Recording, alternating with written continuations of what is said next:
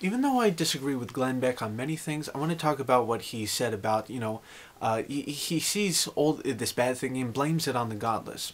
I don't think he was blaming it on anyone. He's just concerned that God is no longer trusted in this country. He's not blaming anyone. Oh, it's their fault, stuff like that. He's just showing his deep concern. Now, I disagree with Glenn Beck blasting the 9/11 truthers.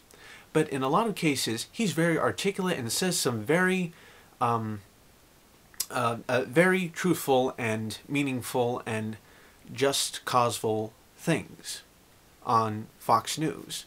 But I don't listen to Bill O'Reilly or whatever. No, even if Fox News is liberal like CNN News, I don't know. But basically Glenn Beck, talking about this point, he states many truthful things, and I'm with him. Basically, I don't agree with him blasting 9/11 truthers when they basically bring forth a lot of evidence that basically 9/11 was an inside job, and I don't know if there are many TV reporters on CNN or TV or Fox News or MSNBC or whatever who just don't let people question the official story.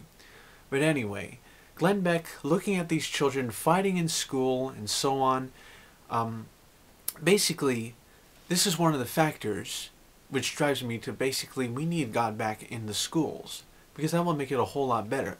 Look at times before 1962 or 3, whenever was the time that whatever was the time that Eisenhower, like God, simple-minded, naive Eisenhower. I already made a video about this, how he fell for all these lies and got prayer out of the schools and pushed this secular, humanistic, occultic religion that says we got here by naturalistic processes and there is no God and there is no evidence for God, and just basically a cult of denialism.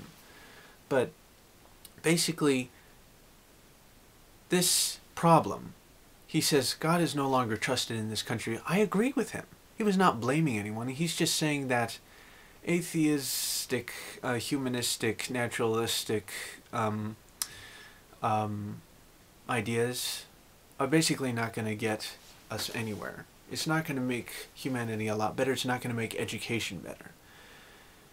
If every single person in the world were truthfully taught growing up, there is a God, He made you, He loves you, He wants joy in your life, He died for you, and He wants you to love others as you do yourself, I'm sure the world would have all the peace it's been asking for all this time.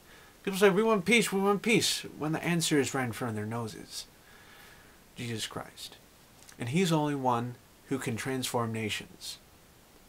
All religious leaders are dead, but Jesus Christ was the only one who miraculously and victoriously rose from the dead, proving His victory over death, and that He's providing the whole world a new hope of eternal life and going to heaven and having a satisfying, meaningful life down here, and society's prospering to the fullest, and basically a lot of school violence would go increasingly low, and basically liberalism would be gone.